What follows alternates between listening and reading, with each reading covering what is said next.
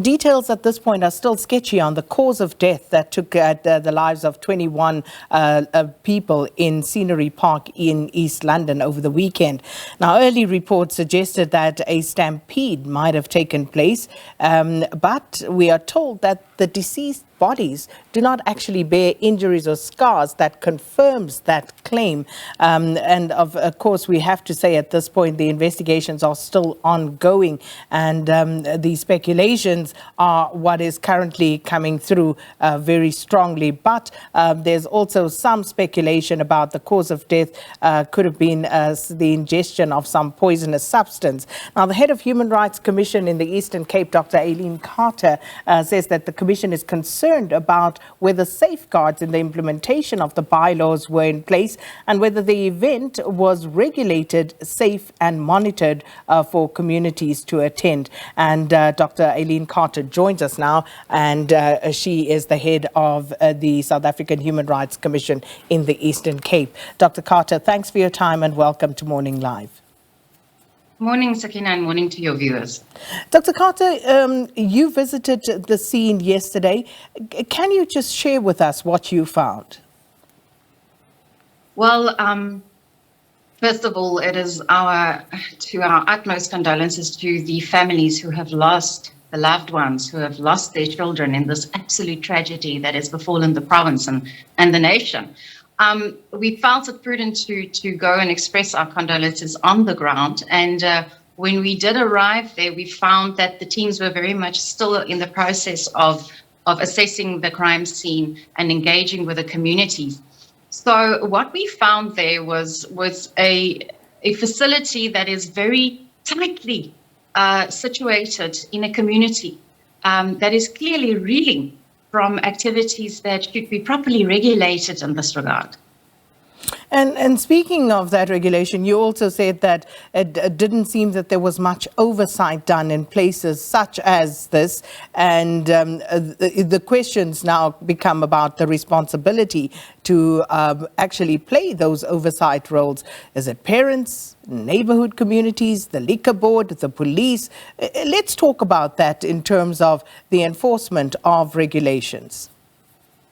Well, I think, Sakina, this is a multifaceted issue, and a community is reeling from what has happened and what I think at this stage has been a failure in respect of oversight and reporting.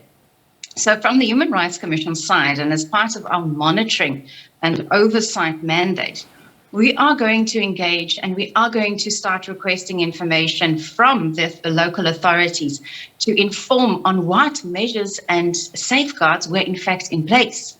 Now, this is in respect of anything relating to the municipal bylaws. What are the specific municipal bylaws in respect of this community? Were they followed? And what is the oversight mechanism applied to see whether these regulations and bylaws are in fact being flouted by the local community? Number two would be the liquor board, to see what the terms and conditions were for the issuing of this license and whether that has in fact been adhered to. We've already seen the statements that have been made by the liquor board that the mere fact that it appears that alcohol was sold to minors would be enough reasons to revoke the license of the tavern owner. Not only that, Sakina, but local law enforcement. From information that we received on the ground, this was a highly congested event and it was advertised. Now, from our view is what were the local law enforcement doing to safeguard the needs and the safety of the local community, and to the automatic extent to the children who were obviously there. So the questions that we're going to pose is going to be multifaceted. We're going to engage with the Buffalo City municipality. We're going to engage with the provincial South African Police Commissioner, and we're going to make sure that we also engage with the councillors on the ground. One of the aspects from the members of the community that they highlighted to us was to say that they reported the fact that they are concerned about the proximity of this tavern in the local community. However, they did not know where to escalate this to. So it does show a lack of oversight and a lack of monitoring regarding the implementation of what should be laws that safeguard the rights of the community, but the larger constituency, the specific rights of the children. Dr. Carter, and you're absolutely correct in all the questions you are raising. And let me just state that and park it, because I want to further problematize this issue.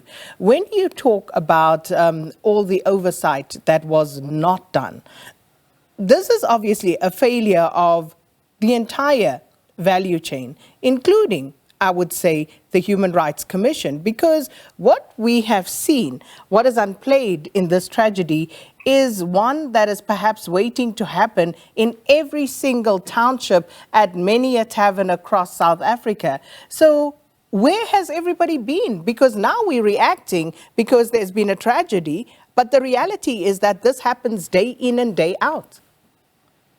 No, certainly, Sakina, I think this is highlighted to us that there needs to be an urgent movement to underscoring basic human rights within the implementation of things such as bylaws and the laws and regulations, the IDPs, the local municipality implementation measures.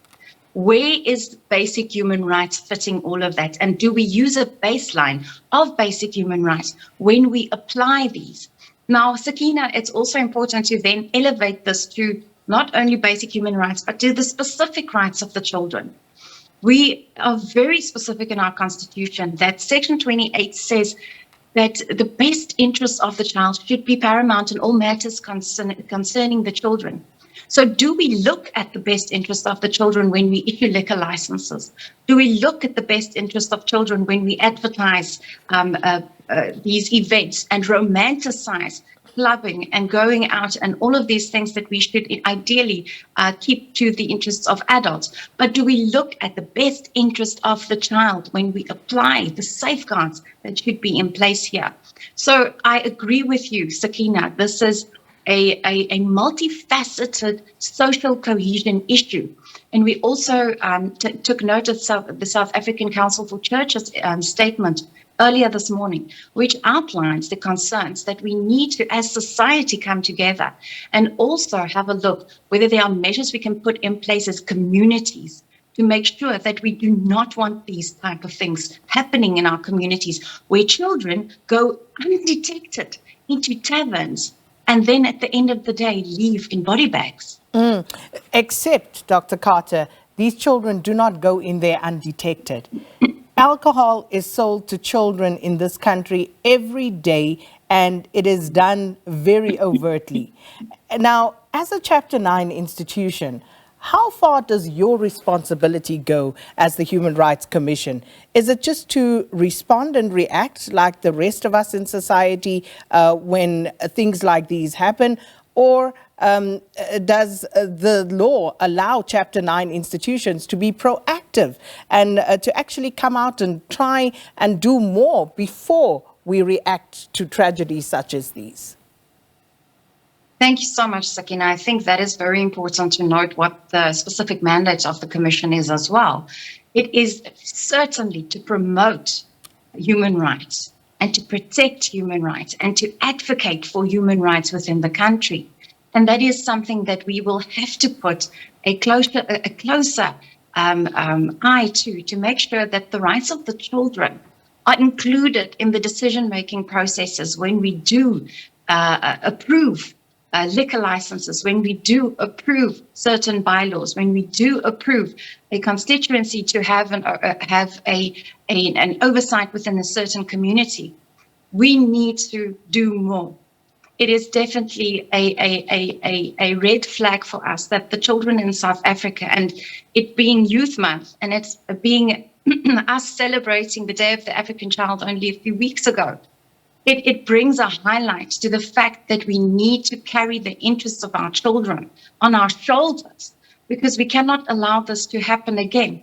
And I agree with you. It is not a reactive process now. It is a proactive process that we need to undertake. And we also look forward to taking hands with communities, to taking hands with regulatory authorities to see how better can we respond to the needs of our kids. And isn't this the problem overall in South Africa, though, Dr. Carter? we are going to react. We're going to shine a spotlight on this until something else comes along. Because, you know, if we look at the Human Rights Commission, and here, all I'm trying to simply say is that we have all failed the children of this country, including the Human Rights Commission. Because can you tell me, as we are speaking right now, Dr. Carter, that the Human Rights Commission has actually gone and objected to the establishment or the continued running of taverns anywhere in South Africa? Have you lodged, as the Human Rights Commission, any sort of objections of that nature in terms of protecting children and children's rights? In respect of the specific objection of liquor licenses and taverns within communities, Sakina, I can't give you a clear answer on that. I'll have to go back to other provinces as well. But what we can do is to state that we have the authority to request government bodies on a yearly basis to report on the observance of human rights. And we do include the rights of the child in that, and how do they observe the rights of children in that regard.